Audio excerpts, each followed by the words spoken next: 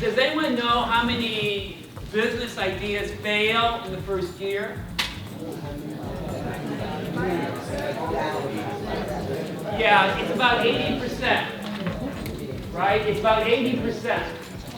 So, we all hear about the entrepreneurs who open up businesses and they're very successful and so forth, but about 80% of the new businesses fail within the first year. Okay, and so you don't want to be in that 80%, right? You want to be in the 20%. And even down to the subjects, all of them, everything that we learned, whether you are wanting to start a business or whether you just want to manage your home finances properly, all merge together. Because as far as I'm concerned, and a lot of times I teach this, if your home life is not in order, it's going to be very difficult for you to move to your visions and your dreams. When you go and try to get funding for your business, right, you have to create this vision, right? You're creating a vision of the future, and you have to get other people to believe in your vision, especially for funders.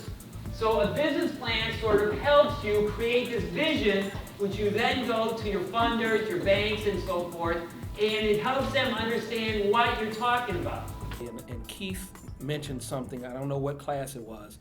He said something that was so profound that I had to write it down. He said, when families start with no wealth, Wow. the children start with nothing. And I started really to analyze that in myself. Like, man, am I giving my children enough to start with? Because I know that my parents loved them to death.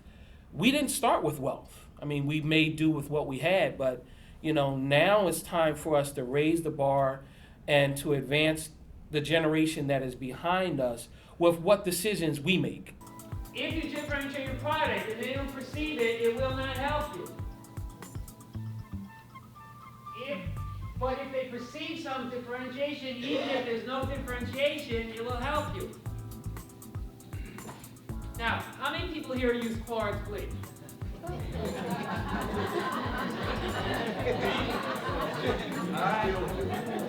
So the thoughts are that people such as ourselves, that we continue in our community, just being an example and just applying our daily lives on a regular and a consistent base, for betterment and for change, that there is a hope. You sound like Jesse Jackson, girl. Oh, keep hope alive. Power to the people.